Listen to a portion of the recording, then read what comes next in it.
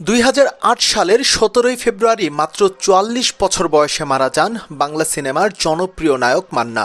হৃদরোগে আক্রান্ত হয়ে তার মৃত্যু হয়েছে এমন খবর প্রচার করা হলেও তদন্তে উঠে আসে ইউনাইটেড হাসপাতাল কর্তৃপক্ষের গাফিলতি এবং ভুল চিকিৎসার তথ্য, যা নিয়ে ৬ চিকিৎসকের বিরুদ্ধে মামলা হয়। কিন্তু দুঃখজনক হলেও সত্যি, দীর্ঘ ১৫ বছরে আলোর মুখ দেখেনি আলোচিত এই মামলা।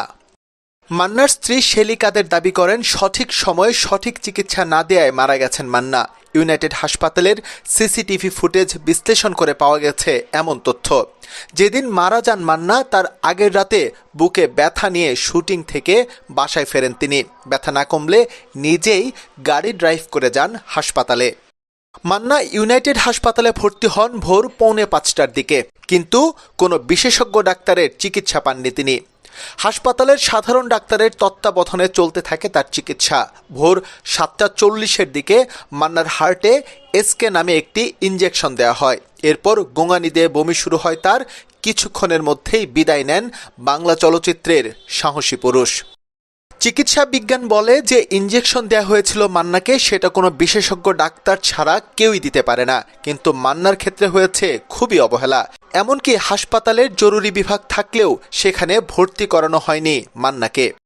এসব বিষয় উল্লেখ করে ২০০৮ সালের ১৭ সেপ্টেম্বর মান্নার স্ত্রী শেলি কাদেরের ভাই রেজা কাদের বাদী হয়ে ঢাকার আদালতে একটি মামলা করেন। পরের বছর ২৮ জানুয়ারি তদন্ত শেষে ইউনাইটেড হাসপাতালের হৃদরোগ বিভাগের ৬ চিকিৎসকের বিরুদ্ধে গ্রেফতারি পরোয়ানা জারি করেন আদালত। ১৬ মার্চ চিকিৎসকরা আত্মসমর্পণ করে জামিন আবেদন করলে আদালত ৫০,০০০ টাকার বন্ডে তাদের জামিন দেন। ২০০৯ সালের ১৮ অক্টোবর ওই ৬ চিকিৎসকের বিরুদ্ধে অভিযোগ গঠনের মাধ্যমে বিচার শুরুর আদেশ দেন ঢাকার বিশেষ জজ আদালত ১। সাক্ষ্য গ্রহণের দিন অভিযোগ গঠনের বৈধতা চ্যালেঞ্জ করে আসামিপক্ষ। এর প্রেক্ষিতে হাইকোর্ট মামলার কার্যক্রম স্থগিত করে রুল জারি করেন। পরবর্তীতে এই স্থগিতাদেশের মেয়াদ শুধুই বেড়েছে। দীর্ঘ ১৫ বছরেও হয়নি কোনো সাক্ষ্য গ্রহণ। রাজনৈতিক প্রভাব খাটিয়ে বিচার কাজ বাধাগ্রস্ত করার বহু নজির আছে বাংলাদেশে। নায়ক মান্নার ক্ষেত্রেও হয়েছে তেমন কিছুই। বিভিন্ন মাধ্যমে গুঞ্জন আছে, বিএনপির ভারপ্রাপ্ত চেয়ারম্যান তারেক রহমান পছন্দ করতেন মান্নাকে। এটাকে হাতিয়ার হিসেবে ব্যবহার করেছে আসামিপক্ষ। আর তাই স্থগিতাদেশ প্রত্যাহারে কয়েক দফা শুনানি হলেও তা প্রত্যাহার হয়নি।